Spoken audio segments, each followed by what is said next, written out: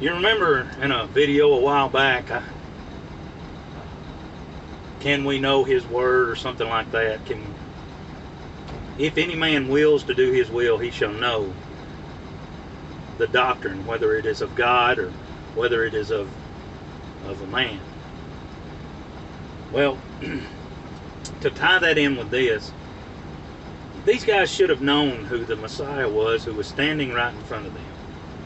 If they were truly disciples of the Father, truly disciples of the Word, they would have known that they were talking to the Messiah himself. They were not willing to do his will. They were willing to do their own will. They were willing to have their own kingdom.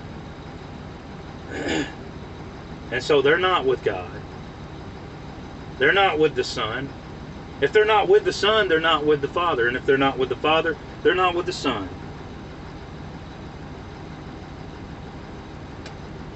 You know why these things are the way they are? Is because these Pharisees had their own kingdom.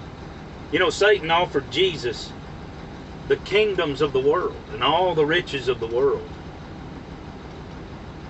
And of course, you know, Jesus, did not take that.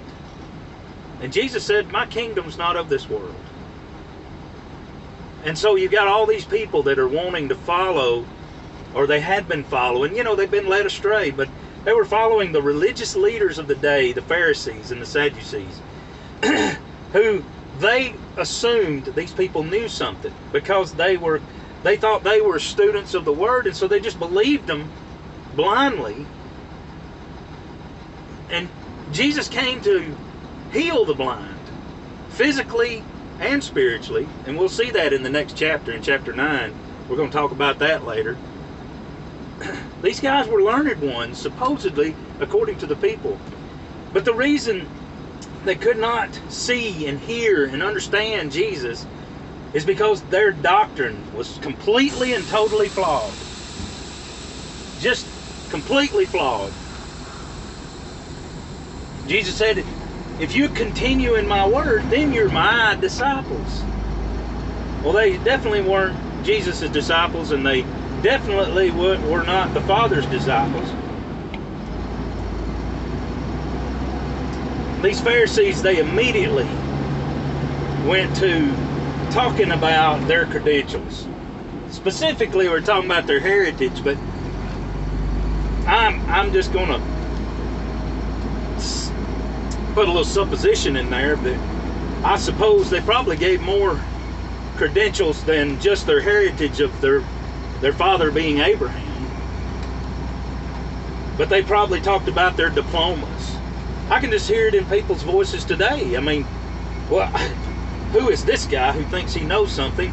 I'm the one that went to school. I went to seminary. I went to a Bible college. I have a diploma. I know stuff.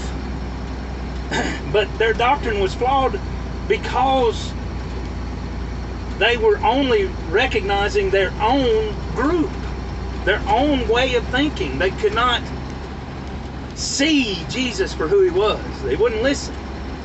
They said, who are you? He said, I'm who I said I was from the beginning. I've been telling you. And because I say it, you won't believe it. Because I say it. They could not get past Jesus' appearance, probably, because you remember Isaiah 53, there was no beauty that we should desire him, no comeliness, nothing about him that in his physical features that would draw you to him. He didn't have a halo around his head. People say all the time, oh, I'd follow him because, I would recognize it. The only way you can recognize Jesus, even to this day, is by the word that he speaks. Because look at the church today. I love the real church, but a lot of what the church is and does now is based on appearance and appearance only. It's based only on what you can see, the lights, the sound, the things that people can see and hear, taste and touch and smell. Where's the word? Where's the truth that is causing them to speak truth to other people. They're only moved by emotions, you know. They're only moved by the latest thing that fits in with the culture of the society around them. We need to continue in His Word, because if we don't, if we're not able to admit when we're wrong and change, we end up where we are today, which is a church, a group, I should say, that looks like the world. It acts like the world. It does the same things the world does so that they can appeal to the world. And there's no power in it. There's no life in it. There's no eternal life. There's no denying yourself and taking up your cross and following Him. There's only self-promotion and self-love and self-admiration and, oh, you need to love yourself. Look at how wonderful and beautiful you are, and all that. There's nothing in it that would cause you to want to go to Jesus, because it's all full of you. Your face takes up the whole selfie. You know? Yeah. I'm sorry. I really do. I really, really do love you. I really do. I really do.